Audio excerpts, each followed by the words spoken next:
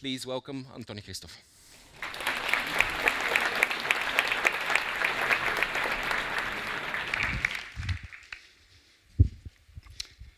I know food coma and jet lag. So if we start falling asleep, just wake me up. Or just how about Donald Trump? See, everybody's up. Nobody, nobody's falling asleep. That's cool. So yeah, so I've been here for like 2 days, and I had 20 people ask me, "What's going on?" Like, what? I didn't do it. And so anyway, so we have something. The other day, a friend of mine, production designer, said this great word. Oh my God, that's so HRific. I think it's a great word. It's horrific for HR. So I think that we should all be HRific. I think that's my personal crusade. I love working with crazy people. I love working with substandard or unstandard people. And the problem is, and this is something that we deal with at Pixar as well, especially when you grow, what happens is we get to work with strangers, right? Because you have like the company becomes bigger and there's more people that you never met. Like when I go to lunch right now, I don't know anybody. Like here and there, I see faces that I remember that I know, but it's a lot of young people.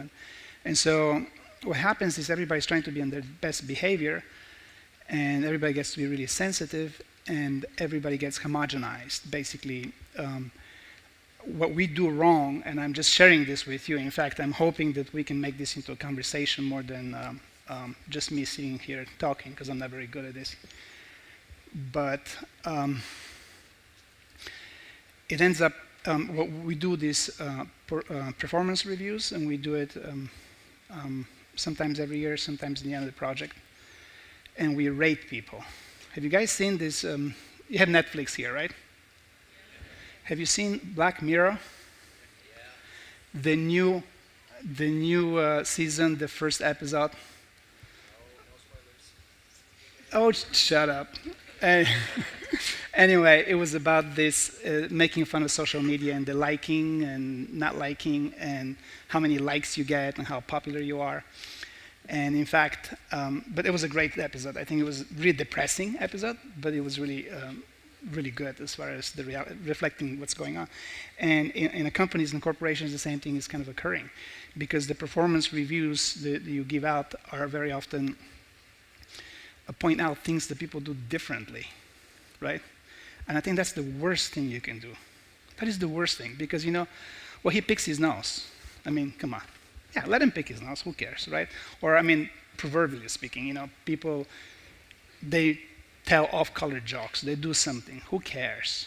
So long as they are contributing to this crazy environment of people feeling free to say anything and being free to come up with ideas that may not always be great, but at least they're opening up. And I think that when you are performance reviews, and I've been really careful not to give out that kind of performance reviews, they have been about what people do differently. And I think that's dangerous. I had a guy not long ago. He really wanted to design characters.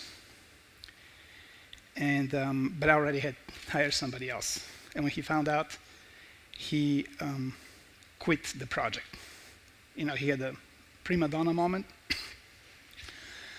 And so he gave me this long email of how unfairly he was treated in the previous film, and how he was promised that the next film, and blah, blah, blah, blah. And he was going on vacation, and when I come back, I'm going to look to work on another project here because I cannot take this anymore. I was like, oh, wow, okay. And so, of course, the next day, he came to the office. He was going on vacation, but he came back and he said, that thing about me quitting, I'm so sorry. I just, I had that, okay, so you're back. Yeah, I'm back. And so he came back after his vacation, and he did a great job doing something else, what I needed him to do, not the character design. And when the performance review time came, what we do is we give them the review in a written form. They read it, and then we discuss what's in there, and they can agree, disagree, argue with points and whatever. And so he opens it and he goes like, because he wasn't there, that he quit. And usually it would be there. Another manager, another art director, I believe that would be there because it's a big no-no. You can't just bail out on a project, right? Well, first of all, he didn't quit. He came back. Second, he quit because he didn't get to work on something. He didn't get to do something, which is a big difference. It's not like he quit because he had to do something. Do you know what I mean? It's a huge difference. This is a guy who really wants to do something. In particular, he got passion for it, and he didn't get to do it. So he got melodramatic, prima donna-ish. And he's an artist, and if an artist cannot be a prima donna, who can? Right? And so I'm not going to put that in performance review. Let him quit. He did a great job. Who cares? To me, that is a huge thing. I think companies start building this corporate culture, and they think that it's great because now we're all happy and we like each other and we're working together so great. But before you know it, you surround yourself with people that are just like you. And that's a terrible thing because nobody can come up with anything new, and nobody can come up with something different and weird. And without that, I think we're all screwed, you know. And so I'm on a crusade at work, and I'd love to. This is why this year I have more photos that I brought. I mean, I've shown it at some of them at the Innovation Explorer last year, was it, or 2 years ago? And I have more this year, but some of our animators and others, they decorate their offices in a really fun way, just to break up that kind of sense, that corporate sense, you know. And I think that people usually enjoy seeing those. I would forgive anything, people that I work with. You know, I would probably not forgive lack of interest in what we do. I mean, that's kind of a, that's one of the things, like motivating yourself and motivating other people and working. I mean, the Americans are really good at that. And I don't know if you guys are aware of how many of you have worked there.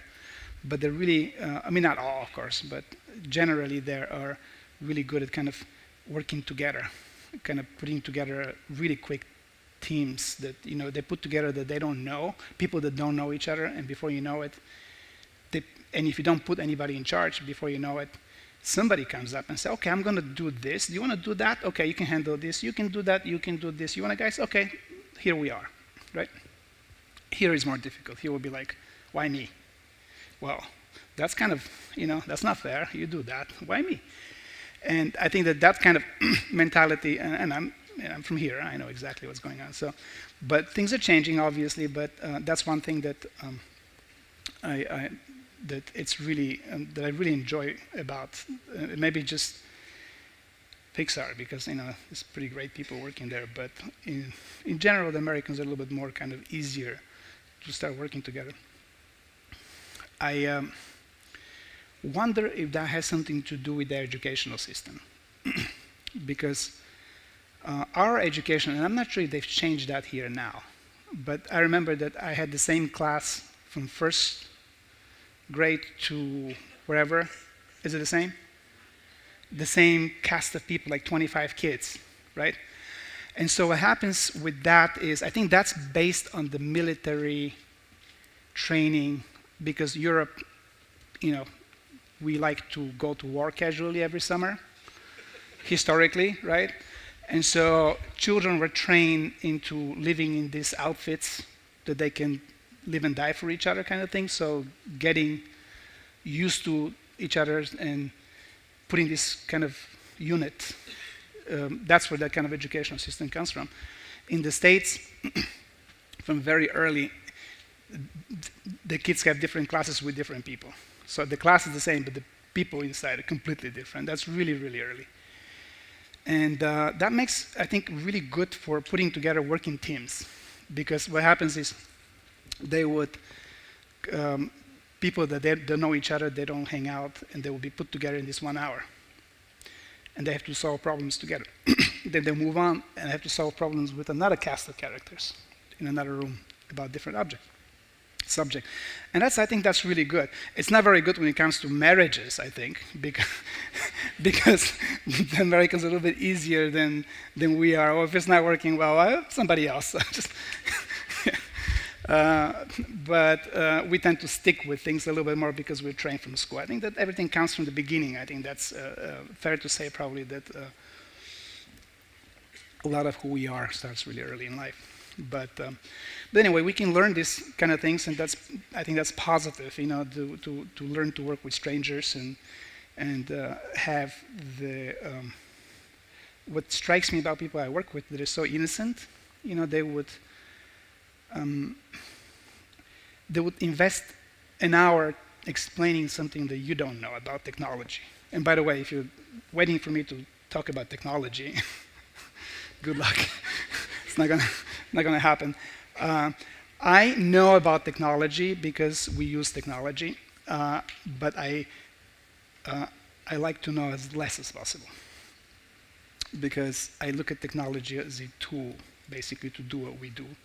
It's not what I do, and it's not my goal in life to know, understand the tools.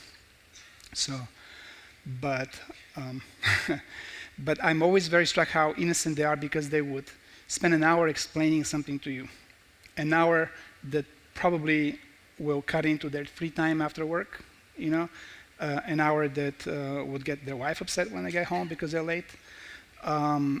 But they will spend the time and invest because because they're nice people on the one hand, but on the other side, they want everybody to know this, because the more informed people around you are, the better off everybody is.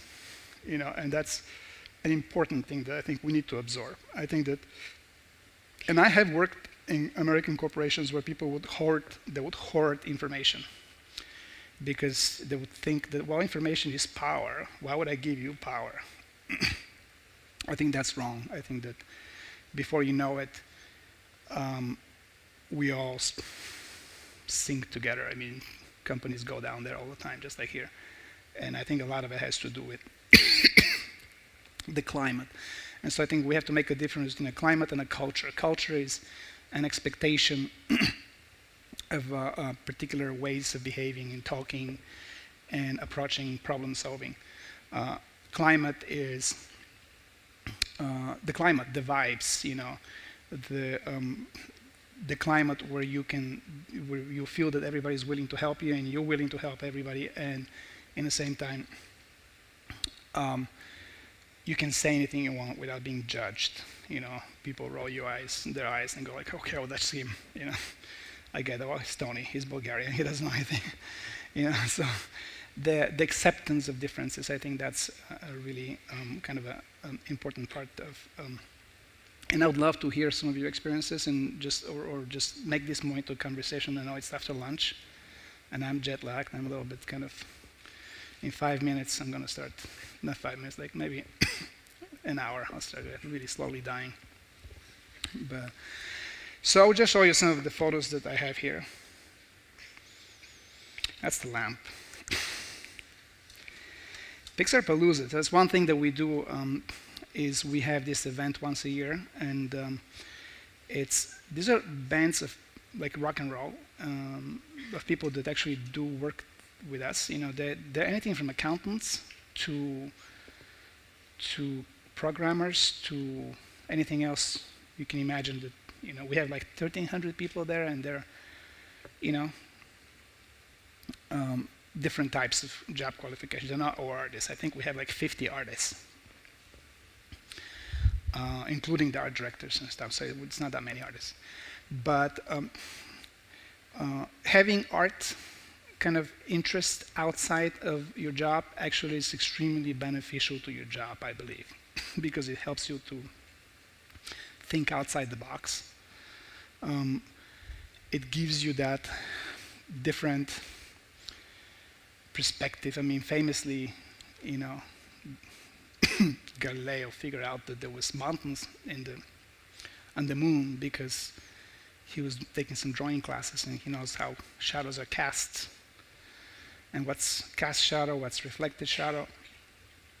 I mean, he was looking through the moon through the same kind of basic telescopes as other people, but they couldn't figure out what that is until he did. And it's because of his art interest. And so you can go on, there's plenty of examples of people that have won Nobel Prize for Science, for example, or and other things that have acting or music or something else. And so I think it's really important for people that to change what they do with something creative. And it's important for their actual job. It just makes them a little bit more versed in different things. So that's the event. This is the football field. I mean, the Americans call it soccer field, which is so stupid. This is preparations, getting ready for it.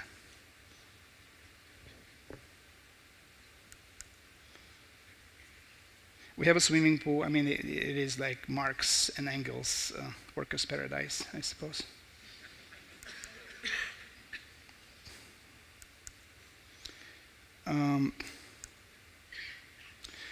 This is Mark Andrews. He's a director. He directed Brave and a few other films. And he's an animator by trade. And as you can see, he's enjoying this. This head of his name escapes me. He's the head of the story department for Finding Dory. He's a story artist. A marketing guy. I think she's in marketing, not sure. She's this lady, forgot her name, she's a lead of a technical team. Yeah, that's what leads for technical teams should all look like, and that's the stuff they should do. This is the Steve Jobs building, which is the main building that we have. We have like 3 major buildings, but this is the biggest. And Steve was, I met him a couple of times, and he was obviously a phenomenal individual. What you can see there in the foreground, and I just noticed that, is, what is that? It's a stroller. Babies. The place is full of babies. I don't know what's going on. People just bring their families there all the time. Somebody's office.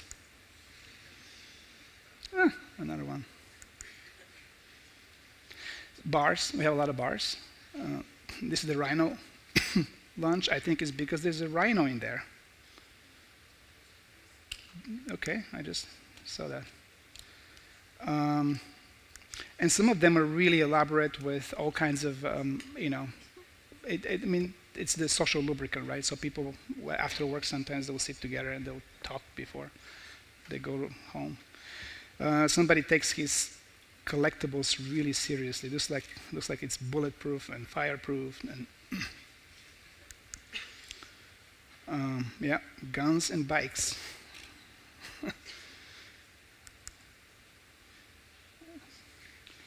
This is like you see that as you walk around. Render farm.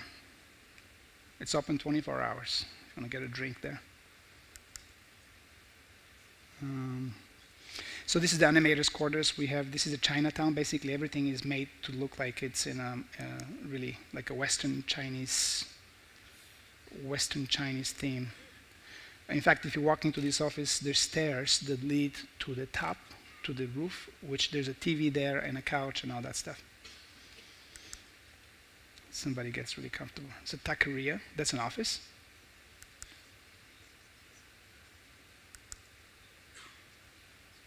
That's an office. Actually, no, that's a cubicle. That's not an office. And that's the animator's bar. I mean, this is like serious bar.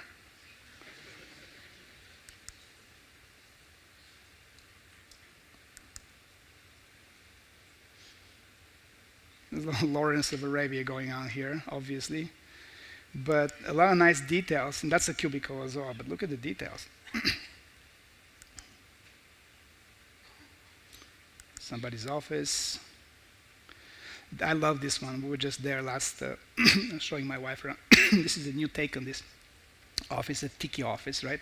And this is a monitor, actually, a TV monitor with looping the beach with the water and the waves.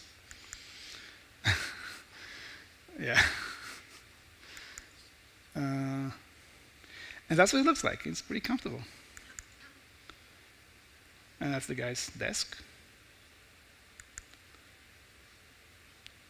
So this is a, I wasn't sure where they're going with it, but now I've finished pictures of this office.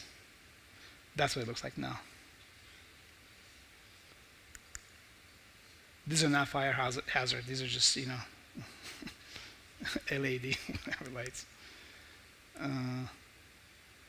Pretty cool. A little morbid, but. Toys, there's a lot of toys. People collect toys, you know. The vinyl.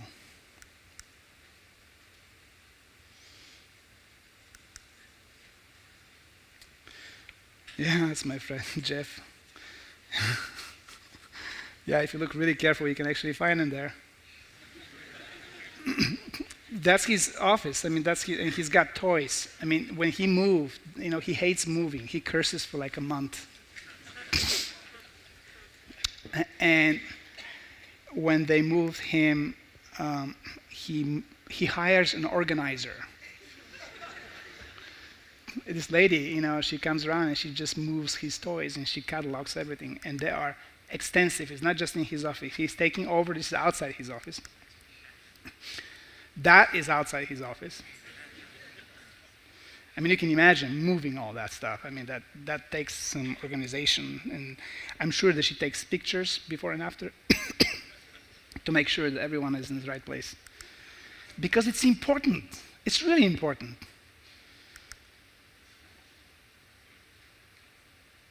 Dungeon. It's they put the librarian to live there, but I think it looks a little SMN to me. Yeah, I know I can speak. Oh, that's a cool one. This is a airplane crash in a jungle office. And these are lights on top. It looks like it's daylight, but it's actually just one office with holes and the vegetation is protruding. And that's what it looks like. It's pretty fun, huh? Look at the detail. That's pretty awesome. That's a cubicle. This is really good. So this is actually my friend, one of the animators there. If you lift the head of that bust over there, the bookcase on the left opens.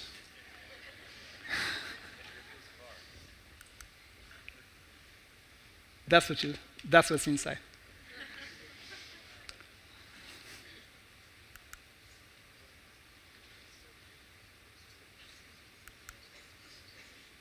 That's pretty much the right answer if you say bar. I mean, you can't go wrong with that, right? So, yeah. This is...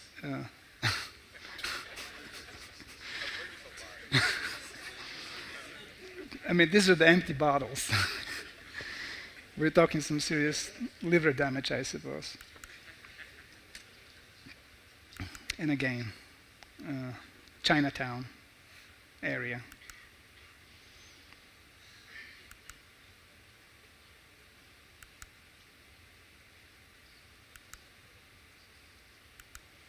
Games, a lot of games, a lot of sports, pool tables.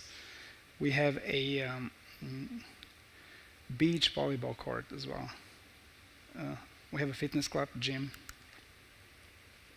That's the gym. It's pretty serious. I mean, it looks like a regular gym. Pretty much everything is in there. Pool tables. It's the library. Volleyball court, the beach volleyball is right behind. You can see it from there. And that's it. And so, as you can see, I mean, this is kind of makes it look a little bit, yeah, let's have some fun. We're here to make these movies. We're not here to add up bank accounts, right? But I've noticed that the techies are actually nerdier than we are, right? And they're a little bit more creative in so many ways because, like for example, my wife is asking me, so well, do you think we should get these blinds or these blinds for the house? I'm like, honey, I cannot make another creative decision right now. No way. And you never want to help. And I don't because I'm spent by the time I get home. I'm spent. I do not want to make any creative. Whereas the techies, they're the programmers and stuff. The creativity is just really, coming out from them because they're dealing with numbers, and that can be tiring in a different kind of way, which I would never know what that feels like. So, but I think that's what makes this place so great is because. And I'm not here to advertise because we're not hiring. But no, we are. But I'm not advertising. So, but that's what makes the place so great because everybody's an artist. Everybody wants to do something creative because you're surrounded by that. We also have something called PU, which is Pixar University, and everybody's like, "Yeah, I want to go there. I want to go there." No, it's for people that work there. And it's for expanding your skills and horizons. So we have an accountant that takes sculpting, like sculpture, or life drawing, or different types of skills. Programming as well. An artist can go get some, modeling, programming classes, and that's, I think, very beneficial. I think that any company of any size that has any budgets should probably try to do that and try to expand their people's skills and horizons in areas that are not necessarily related to what they do for a living, because that makes people, makes them start thinking in a different way, solving problems, because you can be creative doing anything you do. I mean, you can be creative being an accountant, right? I mean, creative accountant. You know how many people do time for that? So, no, but my tax accountant is really creative. I love him, So, and so you can be creative regardless of the area that, obviously, programming and technology is a creative process because you have to start, have to think outside the box, and you have to come up with things that are new, and new is always creative, So anyway, I'd love to chat with you. Any questions? I'm sure you're curious about how we do these things and how we interact with, how we keeping the creative process, especially with all these egos, the artist types, that's kind of always very fine, balancing, delicate process. And I'd love to talk about that if you guys have any questions. Well, people are coming up to the mics, and I think there's a few mics around the room. I can see. I have a question. I mean, what's the most weirdly functional team you were on? I mean, the one that you didn't think was going to work out, and it did. What, the movie, a film, or like a team of people. Oh, misfits. They tend to put misfits together, which is great. I think I'm in that category, actually. Yeah, I'm working right now. Ask me what I'm doing. Oh, I thought you'd never ask. I'm art directing Incredibles 2, which is great because I'm working with Brad Bird, whom I've known for 20-some years. We met at Warner Bros. A long time ago. And with Ralph Eggleston, who is crazy, certifiable crazy, but very creative. He's one of those really inspired people. And to tell you the truth, that question has two answers. And one of them is pretty much everything that, and that's going to sound lame, but everything that we start doing, it looks like it would never happen. But because of my experiences, somehow I have to trust that it was going to happen. It will happen in the end, regardless of how hopeless it looks, because it looks really, really hopeless sometimes. I was art directing Wall-E. You guys seen Wall-E? Do you know what that is? And we had Alien, Queen, and King at one point. I mean, we're talking like completely different movie. And so we had a great first act, and then we had okay second act, and nobody knew what happens in the end. And we already had like 100-some people working on it, right? So I started losing my hope there for a while, but then I felt stupid. So I have to have trust in the people that I work with, because pretty much every project, every team that we put together, it looks like, oh my God, that's never going to happen. It just feels that way very often. So just blind faith. Do you trust? So when fate doesn't work, and when okay, so here's the story. There is this blog post that gets shared around the community for us. It's called "Why Programming Sucks." If you haven't read it, go ahead. And it pretty much says, all right, at some point, we techies get asked this question, hey bro, and it always starts with a hey bro. It's, hey bro, it seems like you have a pretty good job. I mean, you're not lifting heavy things, and you get paid a nice one. And pretty much the author's argument is, yeah, but we have to work with crazy people, because all those abstractions that we have to deal with on a daily basis is kind of slowly pushing you over the edge. Which is great. We like working with crazy people. We probably are, or at least a lot of us in the room. Do you put someone who's peculiar on a team? Would you choose someone who's the misfit that you call to help that creative edge? Huh. Have you done that? Have I done that? Should we do that? You know, I think that I don't know. I mean, you're talking to the wrong guy, because I'm not normal. So I wouldn't know what normal looks like very much. So to me, they're all crazy. You know, all the accountants are crazy. Yeah.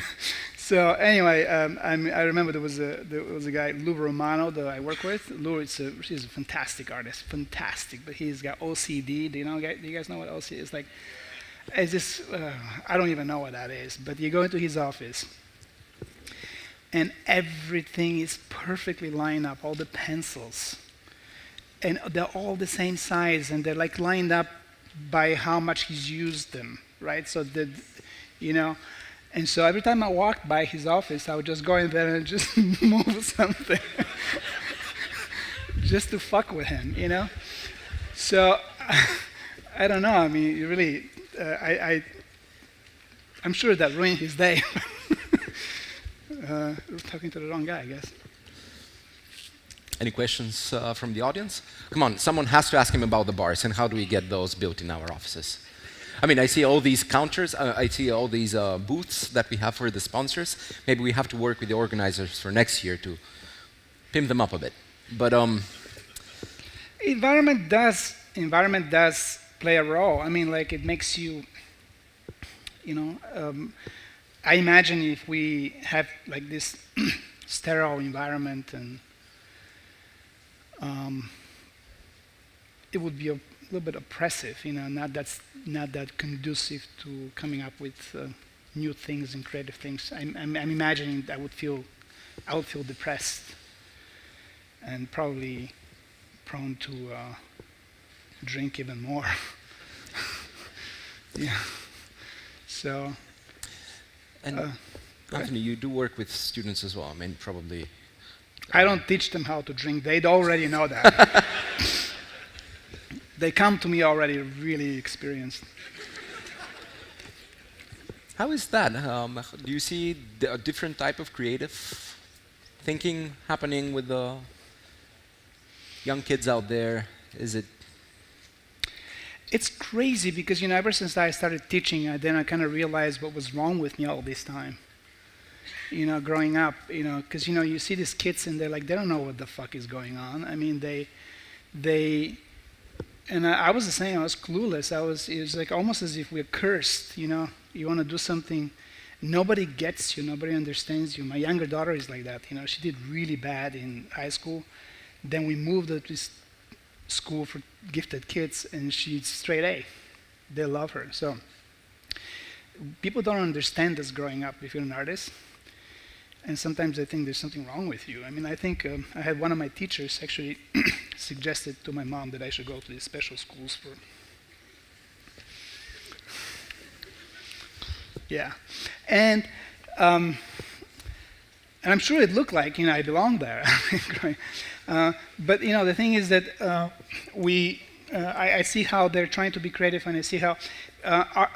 So basically, the artists, that we are not me because I'm cool, but artists in general have this tendency to just roller coaster.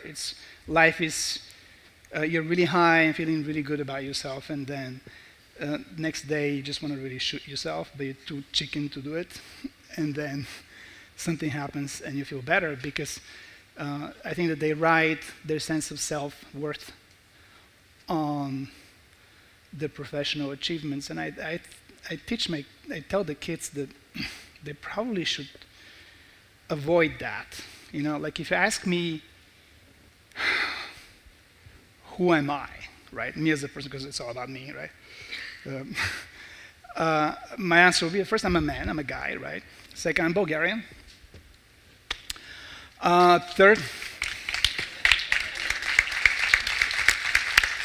Third, I'm a husband, dad, whatever. Fourth, where I work and what I do for a living, it's way down. That would not be my first. In fact, I make fun of people. Americans love, they meet somebody, so, what do you do for a living? What line of work are you in? I like to freak them out. Last time was in a barbecue, and I said, well, I'm in the sex industry. And the guy's like, oh, that's nice. Come again? I said, well, we make sex possible. I mean, you put the tape in, you got 20 minutes to find Nemo because because they've seen it before. So,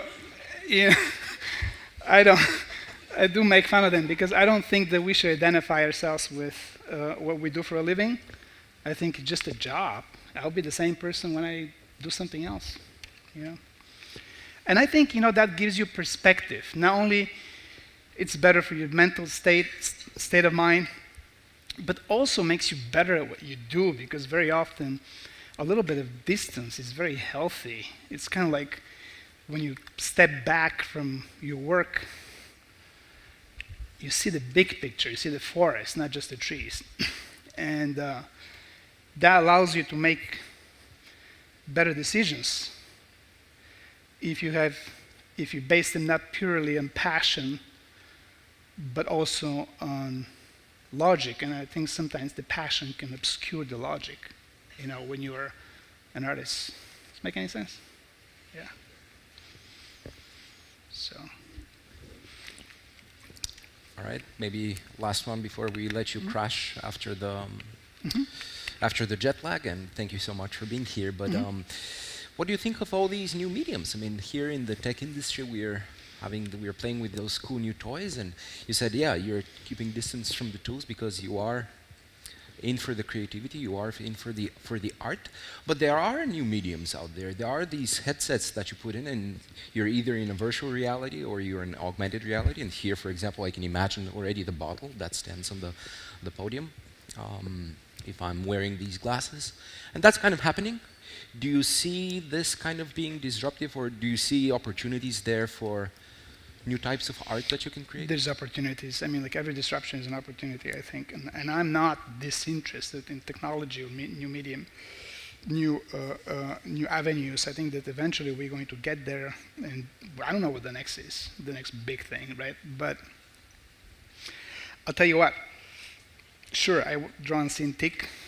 I don't draw on a paper, but I basically, the idea, it hasn't changed since the caveman. You grab something and you draw and design and think. And so for thousands of years, I'm not doing anything new that I know of. Do you know what I mean? I used to do it in 2D, now I do it in computers. but the idea is the same. The creative process is the same, and that's what I'm like. So basically, I think that if you focus on the technology, which you should, because there's a huge it's a race. Everybody's like, it's a dog-eat-dog world. Everybody wants to be the first on the stage, and so you cannot neglect that. But I think it's also important to keep it in perspective that it's the thinking that it's difficult to learn the new. People can learn new technology, but coming up with a new technology is part of the same, I think, creative process that made us get rid of the alien queen and king. It's a really bad idea. So, and so it's the same process in a sense. I'm excited about new technology. I'm willing to try anything. In fact, I just got my Uber account. I was a holdout for a long time. And so I'm not, even though I'm not a spring chicken anymore. I'm open to new technology. I just don't know.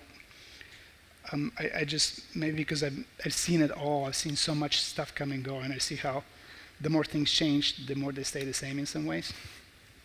And I'm not so stuck on the new thing, but I'm open to it when it comes my way. So does that answer your question, though? Or? Yeah. Okay. All right.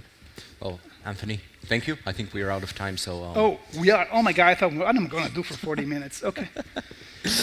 So let's thank Anthony. Okay.